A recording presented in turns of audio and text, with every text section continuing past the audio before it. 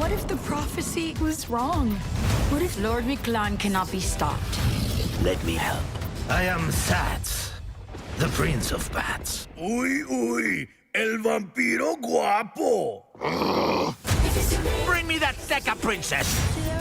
You fight Maya. You fight us all! Oh yeah, it's all. I didn't know Rico could do that. I really hate you all. Wait, even us? Let's start the show and change their minds.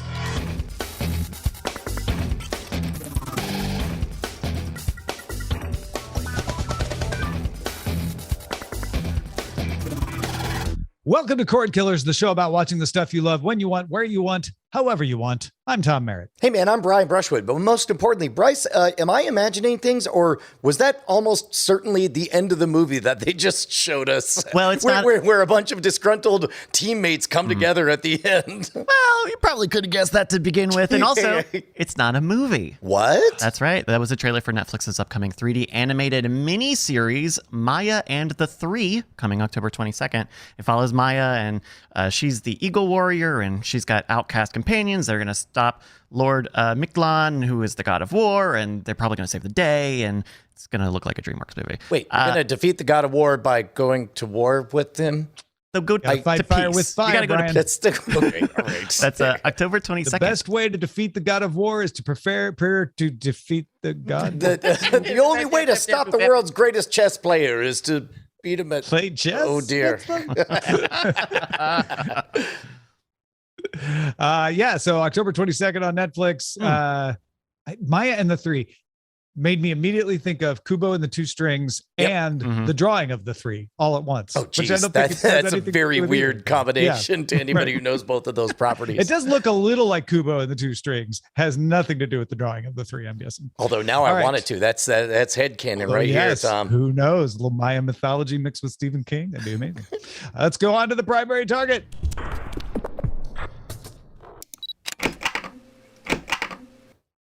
I have been saying to anybody who'd listen to me that Netflix is getting into games to extend the experience of its official video properties. It wants to just take Stranger Things and make you love it more. Hey, but make you more Bridgerton than Bridgerton. And that seemed to be borne out by the first games being themed around Stranger Things. But I was wrong. Last week, subscribers in Spain, Italy, and Poland started being able to play through their Netflix app Shooting Hoops, Teeter Up, and Card Blast. So creative. Just some casual games accessible from a games tab in the Android Netflix app in those countries. I was very Tom, confused. Real quick, because at there that won't be point. an opportunity to loop back on this. Yeah. Can we take a moment and appreciate these names? Shooting Hoops. Teeter Up, it is. and Card Blast. All right, I'm done. Yeah.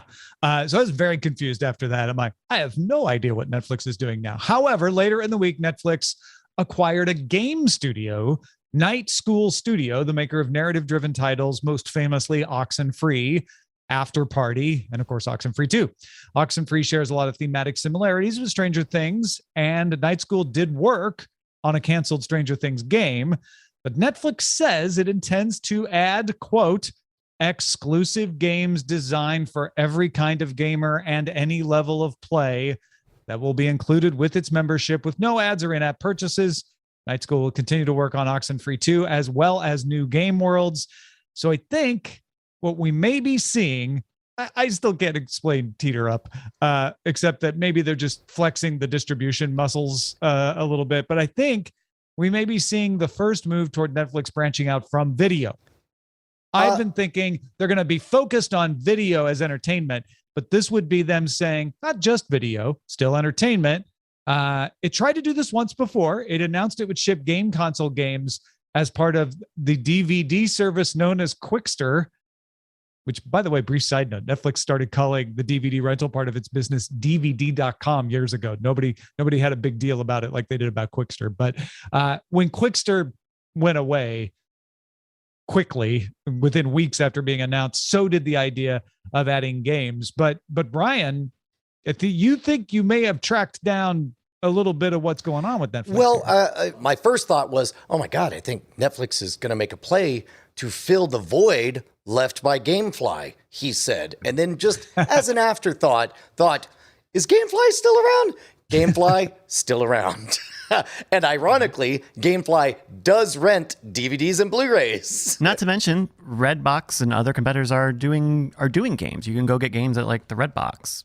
Well, so here's my question: is the big sticky word that confuses me is exclusive. So if we don't have the word exclusive, then all of a sudden it's like, Netflix is a known streaming subscription-based opportunity for all kinds of video content. Of course, why not do the same thing with games?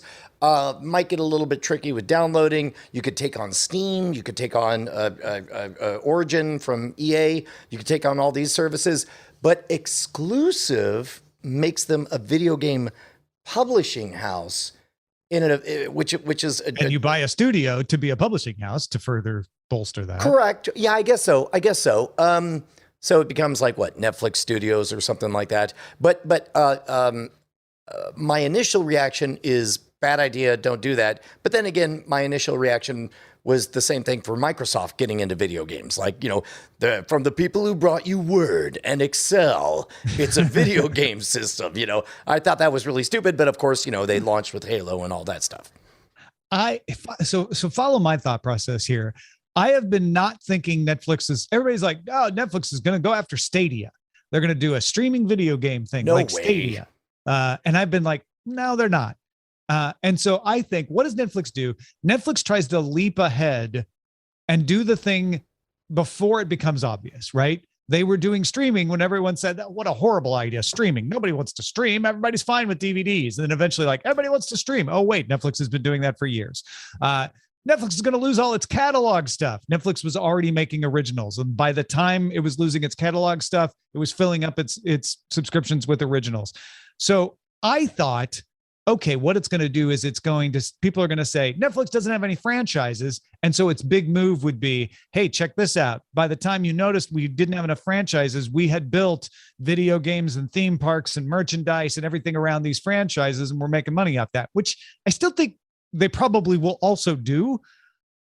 But now I'm thinking they are saying, we're not going to do Stadia. People are already doing Stadia. And maybe Netflix doesn't even think it's that good of an idea. Netflix is saying, let's jump ahead of that. The real money when we did Netflix was making our own originals and getting people in the tent for that. Let's make a video game service that gets you original games. Some of them may be themed around extending Netflix shows, brands, but they don't have to be. It'll just be a really good game service. And of course, what better way to incubate it than throw it in with the Netflix subscription? Because why wouldn't you try playing these games if you're already paying for Netflix and they throw it in? Also, maybe you don't leave your Netflix subscription if you're not as satisfied with the video. If you're like, yeah, but I do like playing this game. And that part makes super sense to me. Right. And worth remembering is Ted Sarandos. Sarandos. He does not know how to make movies. He does not know how to make TV shows. What he knows how to do is hire the people who know how to do these things. They've already proven that. So this is them applying the exact same formula to a different thing. So yes, Netflix itself is a total newbie to the video games business, blah, blah, blah, blah, blah. Yes, I can hear that all day. All I know is that after acquiring Lilyhammer, their next thing that they came out swinging with was House of Cards, and they did all right. And so this mobile game, consider this their Lilyhammer, and next up they're going to come out swinging. I guess Teeter Up is Lilyhammer. Yeah. Yeah. Okay. Right. And then Oxenfree is House of Cards. I guess so. But something. The boldest statement in this whole thing. Yes, it's bold to say exclusive, but not as bold as, quote, exclusive games designed for every kind of gamer and any level of play. Are you telling me that people who love Grand Theft Auto 5 are going to find a game on the Netflix service that they love? Are you telling me that people who love The Last of Us or all these AAA titles are going to find something that they love? Potentially. I mean, really? I'm saying, I'm not. Look, I've gotten out of the business of claiming that Netflix is going to fail. I've been proven wrong too many times. But that is a bold strategy. That is a bold called shot. Well, they've already got Card Blast and now the Oxenfree classic game. See, they So are you just fun to need the say. GTA. You just need the GTA. You know what's interesting? This reminded me a lot of when Shooting hoops. Disney. This reminded me a lot of when Disney bought Lucas, because they ended up picking up a lot of Lucas's video game stuff. And after a couple of years, Disney very publicly exited all of those relationships. We don't need to be making games. We're Disney. We make movies. You make games. And I think that was a sign that like making licensed games and these franchise games, had 2 decades of very bad games, pretty much nonstop. And so this to me seems like that move of like, well, if we're going to have a big franchise, if we're going to have something that is like a Disney franchise level, we should see if there are gaming opportunities there.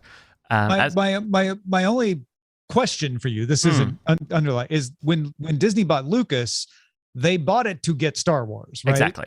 And then they had the video games and said, yeah, this was in the box when we bought Star Wars, but we really don't want it. Anybody want it? Whereas this, they're just buying the video game studio. They're not getting a Star Wars. That's true. Also, Bryce, I think you snuck in the chat while we were talking, a very good observation, which is if you're able to get some iOS good games in there, all of a sudden your Netflix streaming, the app that's already on your phone suddenly becomes a very interesting app that you spend a lot more time with. It would be especially big coup on iOS because Facebook, I think this was during that settlement, or maybe has been in the past couple months, it's been out there that Facebook wanted to put HTML5 games into their Facebook app, and Apple said you can't do that. You have to have an app for a game. This is an important point. And the Android apps in Spain, Italy, and Poland do not exist in the Netflix app. Oh, they don't? Oh, I thought they were in that. You get a tab in the Netflix app, and when you say, gosh, I've been wanting to play Teeter Up for a long time. Oh, man. And you I want to shoot some hoops, but if only there was a game about it. Card Blast, I'm in. These cards, they need to be blasted. You tap it, and it takes you to the Google thing. It takes you to the Google Play Store where you download the Card Blast app. Oh, okay. And you will be logged in with your Netflix login to play. And one imagines if they bring this to iOS, it will work the same way, which will not be controversial. That's what Apple wants you to do. That's good to know, because that makes a lot more sense, because then that's how they can do that in iOS and they won't get in trouble. But it could be interesting. I mean, you just need one good game, right? But it's probably not gonna be shooting hoops. Well, you've got Oxenfree. It's going to be Teeter Up. That's a really good game. Well, you have the developers of Oxenfree. Team Teeter Up. I guess you've got Oxenfree 2. And maybe probably Teeter Up too. But yeah. The crazy oxen rides again. It would be a big coup if Oxenfree 2 was a Netflix exclusive. I think if they made it exclusive, that would be that's the shoe to watch. But I know that Oxenfree was kind of a darling indie game, and there's a lot of money out there for indie developers. Yep. So my only question would be, it's been a while since Oxenfree 1 came out and was really popular. If there's a sequel in the works, there might already have been deals in place. Oxenfree 3, every which way but Oxen. Night School said it will continue to work on Oxenfree 2. But what we don't know is if there are unreported commitments for Oxenfree 2. I see. Oxenfree 4, Oxenfree Run. Oxen 3. Oxenfree 5, Smokey and the Oxen. There's a lot of, you can do a lot more better portmanteaus than this. No, they're all just early 80s right comedies. Right there in front of you. All right. So, hey, take your best guess. What do you think Netflix is up to here? Send us an email, cordkillers@gmail.com, and we will read it in the order in which you have backed us on Patreon. That's right, man, because guess what? I don't want... Look, we all like to believe that we're all special and wonderful and magical. Turns out only a little over 1,000 of you are. The rest of you are soulless corpses sleepwalking through your lives. But the 1,000+ of you guys who support us over at Patreon are our bosses. We listen and read everything that you guys send us. Just $1 an episode. That's all we ask. Head on over to patreon.com/cordkillers. Sign up. You get your own RSS feed. You get early access to content, plus the super exclusive After Talk segment. That's right. What do we say? Is it super racist? Only one way to find out. Be a boss. Yeah, we're not going to tell you unless you join us, patreon.com/cordkillers. Maybe we're secretly sexist. Probably not. Let's talk about how to watch. We love Oxen. After Talk, where all of your oxen are free. Seinfeld has moved from Hulu to Netflix as of last week. I think October 1st made the big move.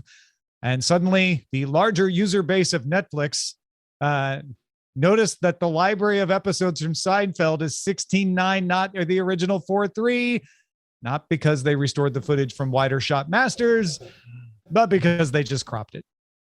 Now, let's be honest. Most of the time, most of the episodes, you're probably not going to notice. But every so often, something important to the story gets cropped off the screen. And the one getting all the attention is an episode from season 8 about a pothole that got paved over with George's keys in it. And the pothole is not in the shot in the episode because it got cropped out. Seinfeld was on Hulu for 6 years, by the way, folks. And none of you noticed this. The cropped episodes were right there. So I have to ask, has no one learned from The Simpsons when you move a show to a new platform and make a big deal about the fact that you have this new show now on your other platform, everyone will complain if you crop it. Disney had to go back and redo the library of The Simpsons to show it in 4:3 as originally aired. I know you're like, it was originally shown in 4:3, but it was not available that way. They had to go back and redigitize and all that stuff, I'm guessing. But they had to do some work to make it available. And we haven't heard yet if Netflix is going to do the same thing. Do we know what Seinfeld wasn't filmed? So I assume this was all upscaled, computer fixified.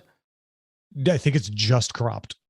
What? Not even higher resolution. Yeah, I don't think it's an HD. It's actually standard def. It's 360p. Just standard def cropped to 16:9. Whoa, that seems very bad. There may be a little bit upscaling going on.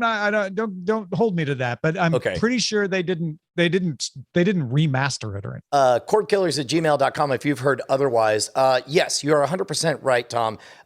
When it comes to The Simpsons and Seinfeld, though, I understand the pragmatic math that goes into who cares? It's a comedy show. Just chop the top and bottom, right?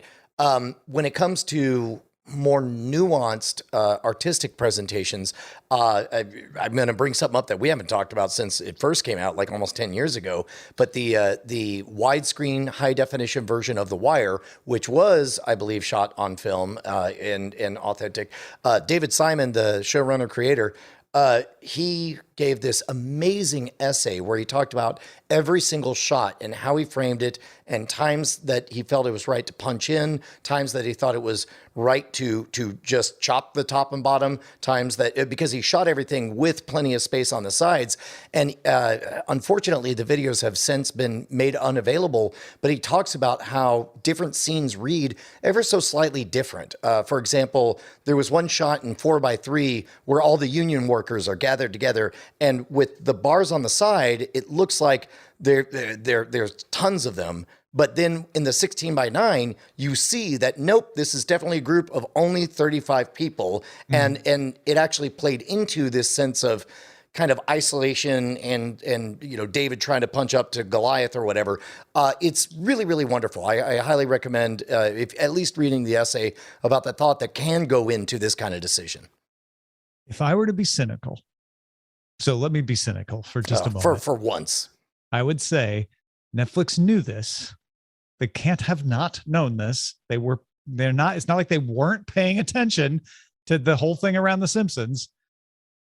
And they plan to release an actual upscaled, high definition, restored from the 35 millimeter masters version of Seinfeld, and wanted to let people discover this. Maybe they even nudged a few people to discover it in order to become the savior. They're watching it a lot to look for other gags that maybe did, because we really only saw this one manhole one. And I know that when I read what I read on Twitter was you see the manhole in a shot like right after this. So Tom, is this really a problem? This is more jaded than I'm.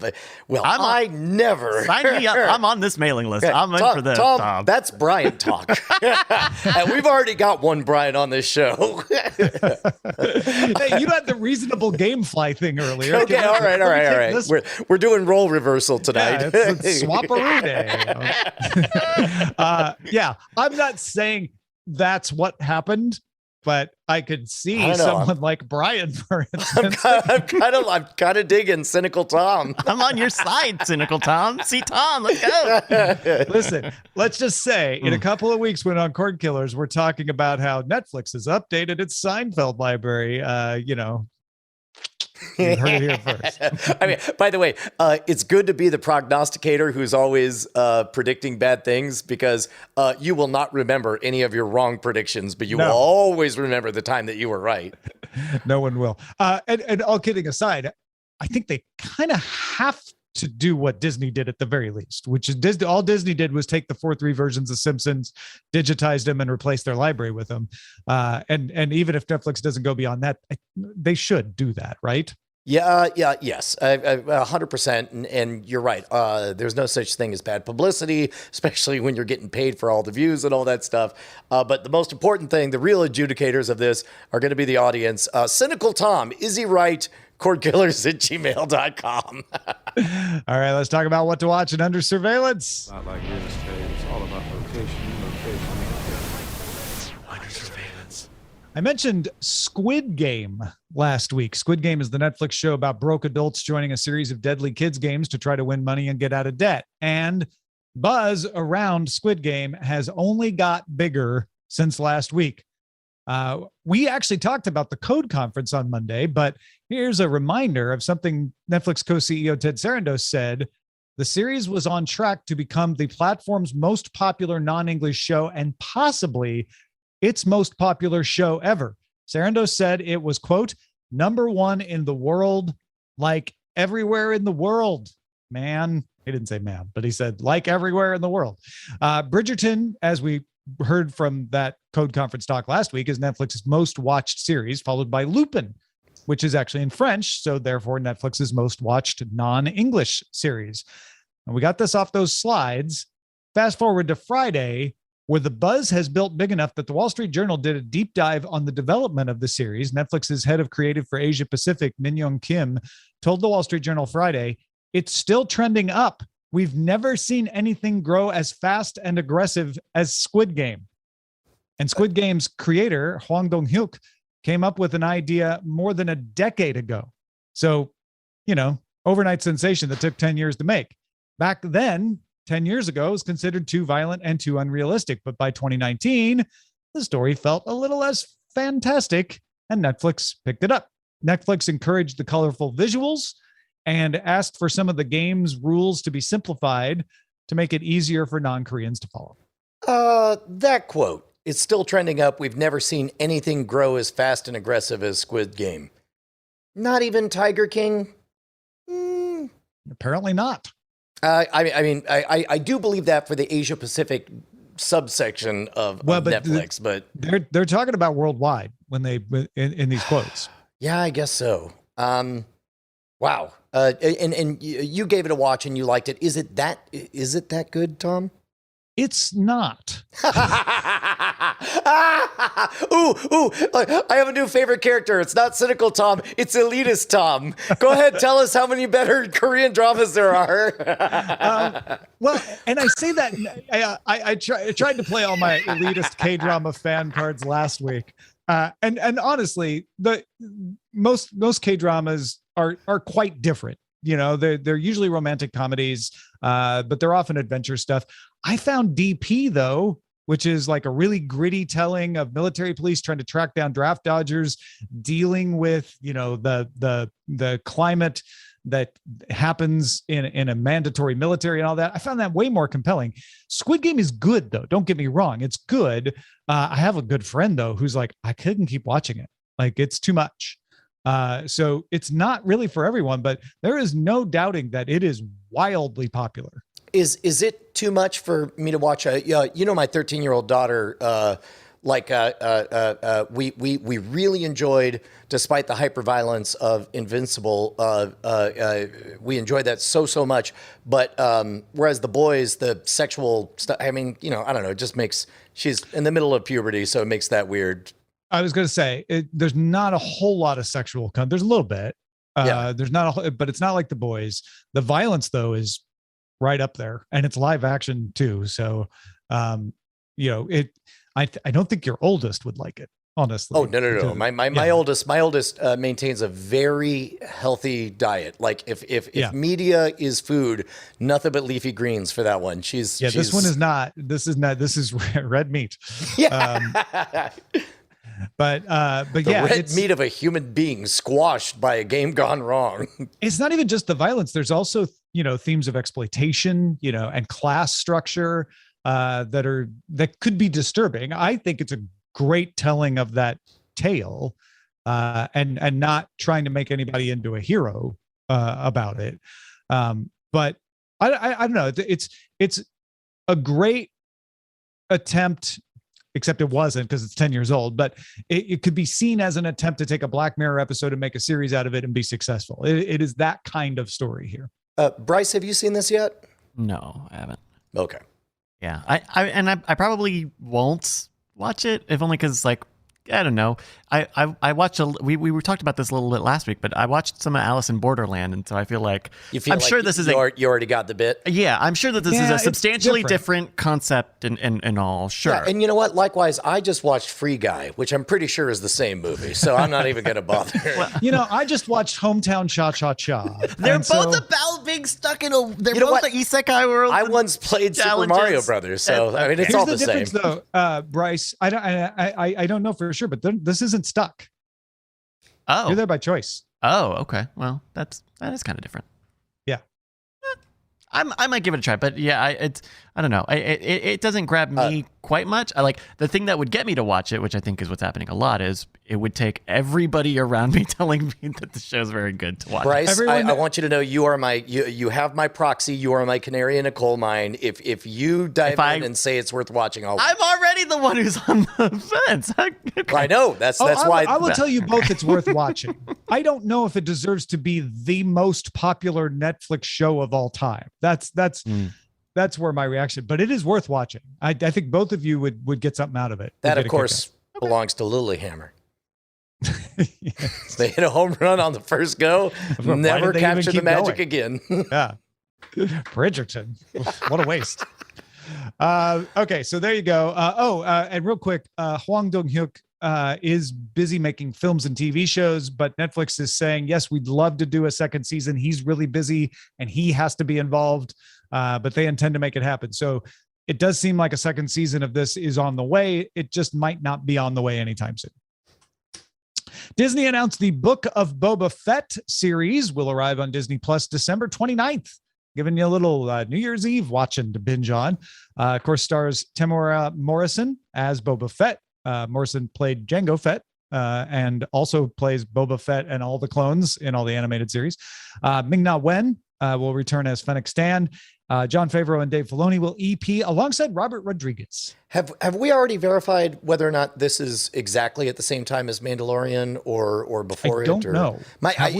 Actually, even as I'm saying it, it's like, of course they're going to skip around. It's going to be several different ages. I mean, it's got Ming-Na Wen, so it's going to be close to the same time, is my guess. Yeah. But whether it's before, after, or concurrent, I don't know. I'm going to give it a genuine audition, but as we discussed when we did our spoiler in time on Mandalorian, all respect to Robert Rodriguez, but his episode was among my least favorite. They're all great, but one of them mathematically has to be the least awesome, and that happened to be Robert Rodriguez. Happened to be that one for you, yeah.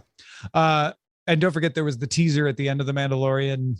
I won't go over it here in case you never saw it for some reason, but it kind of sets up where this is going, and it seems to be going to Tatooine. Oh, yeah, that's right. Okay. Netflix released a teaser and a trailer for a new Dave Chappelle special called The Closer, premiering October 5th. Sounds like this is the last chapter of the 6 specials Chappelle was contracted to do for Netflix. He might come back for another round, but this is the end of this round. The teaser includes highlights from the previous 5 specials, with Chappelle doing a voiceover from the special, I think. Saying comedians have a responsibility to speak recklessly. Sometimes the funniest thing to say is mean. Remember, I'm not saying it to be mean. I'm saying it because it's funny.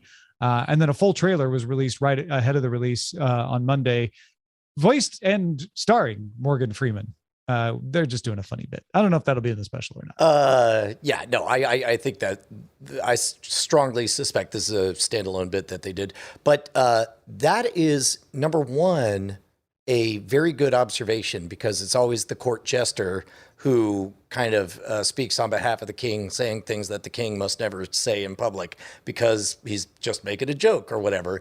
And in fact, but more importantly, what a wonderful insulating statement to begin a set with, where it's like pretty much it's a press release saying, I'm going to say you're going to get upset at some point. You are not going to like what I'm going to say, but remember, please understand, like, this is not an op-ed in the Wall Street Journal. Correct. And I am not an authority, and I am not, I'm my goal is to get you to giggle by being transgressive. Let's go.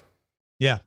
Which I think there's a lot of discussion in comedy and amongst comedians that I've heard, not participated in, about how difficult it is to be transgressive, yet how important it is. Right. Well, especially this is maybe a bit headier than this segment has time for, but I really do get the sense that the pendulum is starting to swing back, and that people are getting more into the idea of so-called heterodox ideas and sitting with things you don't agree with, but at least we'll hear.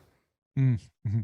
A few other notes. The Boys spin-off series, this is one that'll be set at a college for superheroes, and it's kind of young adult, has been approved by Amazon. Michelle Fazekas and Tara Butters are showrunners. Apple TV Plus announced it will debut a new Peanuts special around New Year's called For Auld Lang Syne, debuting December 10th. Joseph Gordon-Levitt's Mr. Corman canceled by Apple TV Plus after one season. Apple TV has a better record with keeping things going, but every once in a while they do cancel something. This is the latest. And Archer is still a thing and has been renewed for a 13th season on FXX. When I saw this news, Brian, it made me go, oh, right. Yeah, I've been meaning to go watch Archer for the past 6 seasons. I'll tell you what, man, skin can wrinkle and hair can fall out, but voices still sound like you. It's a good gig. And you don't even have to stay in shape. I'm looking at you. What's his name? Mac. Although they did Rob lose McElhenney. a member of the cast recently. So I assume these voices were all done before that, but. So the Boys spinoff series, oh boy, on paper, am I skeptical of this. However, much like Netflix, I am not in the business of betting against anything with The Boys, because on paper, The Boys shouldn't have worked, but it's amazing. Good point. All right, let's talk about what we've had our eyes on, something we've been watching. Brian. Dude, I started watching, this is my secret shame, I'm going to confess, run through all the required viewing, and then it's late, and I'm like, what's a low stakes thing that I could give a try to? And so I loaded up American Crime Story Impeachment, which is about the impeachment of Bill Clinton, Monica Lewinsky. If you've never seen American Crime Story, it's this over-the-top dramatization of real stories. They did one about OJ. They did one about the Versace murders. This one, oh, it's so good, Tom. It's so hammy and over the top. I love. Just nom nom nom nom nom nom nom. I can't stop loving it. If you watched it happen on the news at the Hole in the Wall or the Texas Showdown in the 1990s, you'll love American Crime Story. It's true because they make such a big deal of revealing stuff. So there's this one vignette at the start of one episode where it's just like you see a dude who's in a schlubby job and not having a good time. You see him dive into a dumpster, and then the very last part of the opening vignette is it pans over to a trench coat and a hat, and you see him log in as Matt Drudge. It's so good. Oh my God. The end of the most recent episode was what are all these clothes here? Oh, that I got to get those dry cleaned. And she holds up a blue dress. Oh, I love it. It's great. Yes. For everyone who didn't live through it, or even if you did, especially if you did. And you were also you're giving Reservation Dogs a try on Hulu. It sounds like. Yeah. So far, it feels above my pay grade. You can kind of tell there's lots of references that are accurate to what it's like to live on a Native American reservation or whatever. And also, it's Taika Waititi, so I'm going to keep on going. But it mainly just makes me feel sad and guilty, which is not hilarious. I mean, it occasionally gets some good punches in there, but okay. I want to just mention quickly that I had a great streaming experience Sunday afternoon because I'll try not to get too wonky about this sport-wise for people who don't follow it, but there was a possibility on Sunday that 4 teams could tie for the one playoff spot available and have to do like a bunch of crazy like extra games to work it all out. And Major League Baseball made the brilliant decision to have all the final games of the season happen at the same time. So at 3:00 Eastern, 12:00 Pacific, 11 Central, 10 Mountain, or 2 Central, 1 Mountain, all the games started. So we turned on DirecTV Stream, put it on the MLB network, and the MLB network did a great job of like bouncing between the games to show you what was happening, talking about all the crazy scenarios that might happen. And it was super fun. We had a great time, spent like watching basically like 6 games as they bounced between all of these. In the end, though, sadly, spoiler alert, the scenario where only 2 teams go to the open slots and there are no extra games is what happened. So there was no chaos. Boo. Although in that case of 4 games in there, Paolo DLR in the chat actually stole my idea of rock, paper, scissors, but then I plussed it and realized, no, even better would be 4 teams and they just hold a bat up and you have to do that thing where you grab and work your way up the bat and whoever gets the top gets the slot. There was one scenario. So the best scenario would be what happened, right? 2 teams definitively win, and that's the end of it. There was a secondary scenario where all 4 teams tie, and so two games would have to happen, and the winners of those 2 games would play each other in the wild card. But what I was cheering for the most chaos would be 3 teams tie, because then you can't do the little even playoff, and it would have meant basically what you're talking about, like you do the bat thing to see who plays first, and then that team plays that team. If that team loses, they're out, but that team gets to play the other team. And then it's great. And that's so good. Yeah, but it was good TV. It was fun to watch. Also, I wanted to make a mention of Star Wars Visions, came out on Disney Plus. I have been slowly making my way through it like I eat Fig Newtons. Go on. Because very worried about a wasp egg in it somewhere. Well, I can't binge Fig Newtons. One of the reasons I will buy them because I won't go through them like chocolate chip cookies, right? Yeah. And Star Wars Visions is like that. I'll watch one. I'm like, that was really good, but I'm full for now. I don't need any more Star Wars Visions. So I've been going through it very slowly. But I think what you might like about it, Brian, is it's very clear from the beginning, like, each one of these stories stands alone. Yes, it's in the Star Wars universe. Yes, there's an Empire and a Republic and Jedi and Sith, but it's not connected in any way to any other story. Don't look for a cameo by somebody. Don't look for a connection to the wider world. In fact, sometimes the stories will kind of be impossible in the current situation, but you'll enjoy the individual stories. I may give this a try, if for no other reason than to see if some of the DNA from the Expanded Universe novels shows up at any point, because they had all of my favorite of those were the short story collections, Tales from the Cantina, Tales from Jabba's Palace, Tales from the Bounty Hunters, that kind of thing. Jabba is the only character that got a name check in the 4 that I've watched so far. There's been no name checking of anybody else. And it certainly isn't tying into any of the Expanded Universe that I know of, like the Timothy Zahn stuff. Right. But maybe. But the short stories, what they would do is they would take, like, let's say there was a monster in the cantina that you saw for exactly 2 seconds. They would just write this bonkers sci-fi story that happened to take place in the Star Wars universe. And each of these is an entirely different style. The first one starts off as a very like almost 60s heavy art Japanese animation, very almost like ink drawn. And then there's a very cutesy, like the big eyes kind of animation about a rock band. They're all over the place, but it's really interesting. Right on. I'll give it a try. All right, Bryce, what should we be on the lookout for? Hey, we got a pick from Paul a little while ago about a YouTube channel doing short docs on video games. Paul writes, Brian, I have loved to hear your recommendations for Defunctland, and as I've been a big fan for some time now with no outlet to influence others, since you seem to be able to geek out about excellent documentary-style videos, I wanted to recommend a relatively similar channel, The Gaming Historian.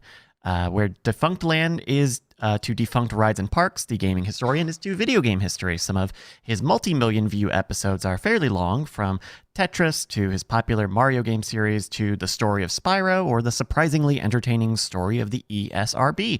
However, if you want to watch just one, I recommend starting with The Life of Satoru Iwata, or if that's too long or heavy, try When a 9-Year-Old Sued Nintendo, which is a nice short one. It's just under 6 minutes.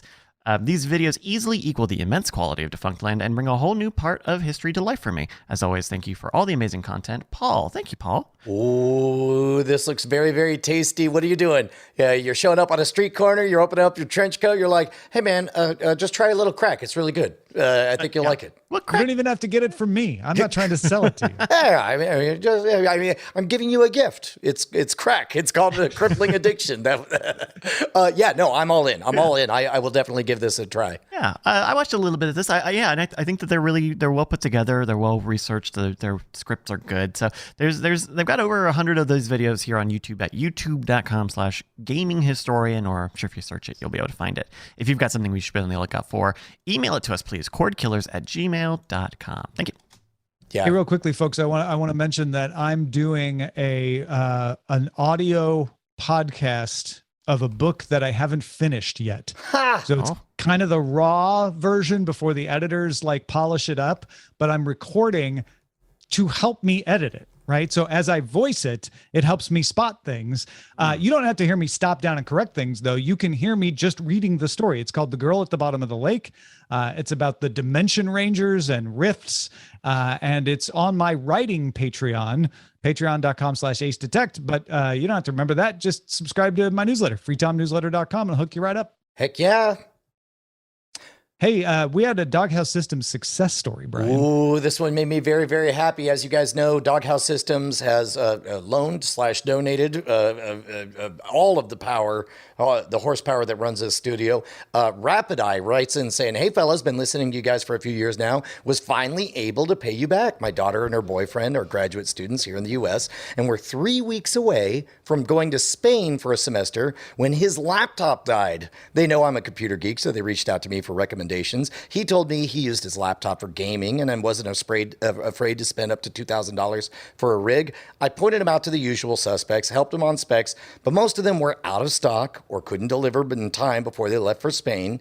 Then one of your podcasts dropped and a bell went off in my head. I had him call Doghouse Systems. Not only did they have a system that met his specs at a very competitive price, they also gave him the free SSD upgrade when they mentioned Brian. They promised to have it to him before he ships. By the way, use promo code ROGUE, ROGUE, at checkout. They promised to have it to him before his trip. They delivered a great laptop at a great price and in time to get it configured and loaded with all the games he wanted before they flew out, saving his semester abroad.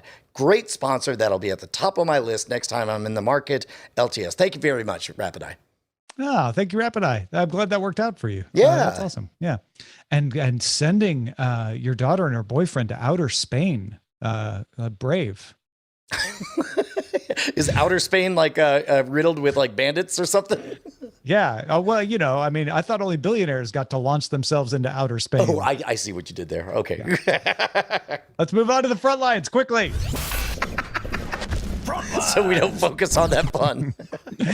You did it, folks. I'm sure NBC Universal will give you, the YouTube TV subscriber, full credit for the deal it struck with Google that avoided NBC channels disappearing from YouTube TV. After all, NBC created that website for you to pressure Google to stop being greedy and give NBC what they wanted. What NBC actually said, however, in public was, YouTube is a valued partner, and we never want to involve our fans in a dispute, but we felt obligated to let them know what was at stake. We thank our viewers for their loyalty and promise to continue bringing them the networks and programs they love. So I don't know. It's pretty much the same thing, right? Oh, and in case you wondered, no, YouTube TV will not have to add Peacock to its offerings as part of this deal, but we don't know anything else about it. The one thing I would like to believe that you left out was a yawn in the middle of that statement as it's read under duress from a card. We never want to involve our fans in a dispute. Yeah.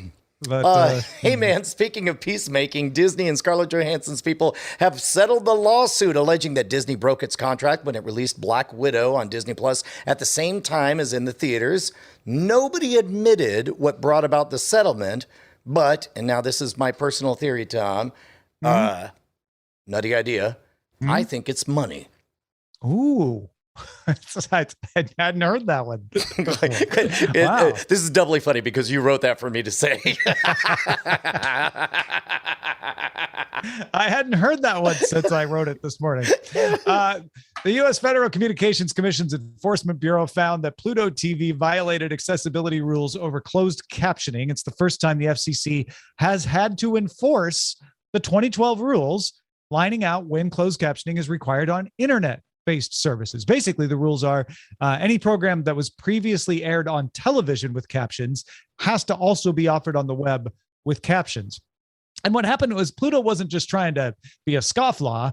It applied for a waiver to be able to catch up because it was saying, I don't know, I'm going to guess it had too many shows and it had a backlog. Yeah, considering there's a bazillion D channels and they're all streaming live. Yeah. Pluto applied for a waiver, but fell afoul of the rules when it didn't file all the paperwork it needed to do to support the waiver on time.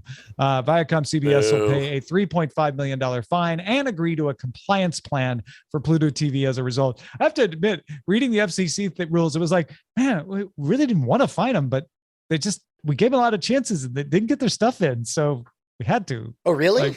Yeah, it's kind of the way it felt to me. It's funny because from 1,000-foot view, my default thing is to always, if it's government versus any company, I'm usually like, hey man, they're trying as hard as they can. I'm sure, but it sounds to me Pluto's reaction, Viacom CBS and Pluto both, their reaction was like, yeah, no, we should have got that in. Sorry about that. Like, I don't know. That was the sense I got. That is awfully close to things I would say to the IRS. By the way, because this is the only chance I'm going to have to say it, not a spoiler, but What We Do in the Shadows, I had to restart like 5 times and eventually give up because for some reason on Hulu, the closed captioning wouldn't show up. And I'm always worried about missing something. Yeah, I thought that was pretty weird. Interesting. And I even went to the previous episode and verified that it was working. Did you submit that to the FCC? No, I will not do that to What We Do in the Shadows. Netflix's Play Something feature. This is the one that randomizes stuff on TV platforms, lets Netflix take what it knows about your viewing history, pick the next thing for you to watch. The feature is now available on Netflix's Android app, which does me very little good. Amazon announced Sling TV will soon be available on the Amazon Echo Show smart displays. The Amazon Echo shows already have Netflix, Hulu, and of course, Amazon Prime Video, and a few others. There's some news apps on there, and now we'll have Sling TV. And finally, Crunchyroll has agreed to a deal with Fuji TV to develop and produce anime content for streaming. The two companies have partnered before. The new deal is the first one signed since Sony acquired Crunchyroll from AT&T in August. All right, let's get to the dispatches from the front. cordkillers@gmail.com. Dearest Tom and that's what I always think when I hear that. It is cold on the front, and there are very few programs to watch. This one comes from John Flowers, who wrote, Tom and Justin, let's give Ayaz some love too. Keep going. Did he do it on purpose? Anyway, John writes, the give me a 2-syllable response to the following show info bit was some of the funniest podcast work I have experienced in years. I was driving to work today, enjoying hearing my favorite informative cord cutting show turn into an amazing comedy routine. I feel like this should be a repeating bit the next time Ayaz is there. The whole time I kept thinking and sometimes saying aloud to myself, did they write this out? It's so perfect. There's no way it's improv. But then again, Justin is pretty light on his feet when it comes to stand-up. Then Ayaz was just hanging on for dear life the whole time. Wait, that wasn't 2 syllables. Who cares? It was funny. Man, I could kiss you in a workplace safe manner, of course. Thanks, your grateful boss and recently an actual boss, John Flowers. Ta-da. So I only found out like 2 weeks ago that you aren't Justin. No. Well, specifically that people have a hard time discerning our voices, and I know what that's like. And first of all, it makes sense to think of Justin because, of course, Justin is a regular guest on DTNS, and so if you hear a scraggly voice saying off-color saucy stuff, it probably is Justin if Tom's there. But the folks over at Ice Cream Social, Matt and Mattingly's Ice Cream Social, one of them on Twitter said, "Man, I give Great Night a try, but for the life of me, I can't tell the difference between those two guys." So I only just now recently realized that we're voice doppelgangers, according to some. That's so funny. See, I thought he was just doing a bit and needling you by calling you Justin, but he did do it twice. So maybe maybe it's just here's all I know is he is now our boss. And so if he wants to call me Justin, I'm going to get a big old name tag that says Justin. And you got it, boss Justin, right here.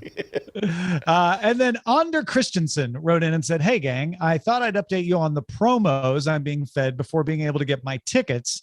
I'm using the Marcus Theaters app, and it happened again when purchasing my tickets to Venom. These are 100% a cost-saving measure taken by the theater. Anyway, thank you guys for all your hard work, especially Bryce." Aww. That's nice, Ander. Oh, thank you, Anders. Actually, it's Justin behind the board. But yeah, he sent some screenshots, and boy, howdy, is it exactly what it sounds like. You get a Sirius XM. Cool. Yeah, congratulations. You've earned 4 months of Sirius XM streaming platinum for free. After deal. Tickets. I've had that on Fandango, which my wife works for. After buying the tickets, we're like, "Hey, would you like this offer? You get this free thing from Disney," but never before. Never like getting in the way of buying the ticket. They never offered you to go buy a rotisserie chicken and cupcakes at Sam's Club before you went and No. And interesting. A little miffed, to be honest. I want some damn chicken. Yeah, it's tasty. $1.99 hot dogs. Oh, wait, that's Costco. Never mind. Okay. Well, that's it for us. Our website is cordkillers.com. Our email address is cordkillers@gmail.com. We're live on twitch.tv/nightattack. Also carried on diamondclub.tv Mondays at 7 p.m. Eastern, 4 p.m. Pacific. We'll be looking out of our screens at you then. Love you. Hey, Tom Merritt, what's going on? I'm just hanging out here watching this scroll go by. What are you doing? Trying to set up a bit where we thank our beautiful, beautiful patrons, all these wonderful names. I'm sorry, I'm too distracted looking at these beautiful, beautiful patron names going by. Look at that one. I mean, if you wanted to be one of these people, patreon.com/cordkillers would be the place to go. I mean, they're scratching our itch, like, because we're addicted. As long as it's consensual, like, we're addicted to their money. And love. Might as well face it. Well, God damn it. Diamond Club hopes you have enjoyed this program.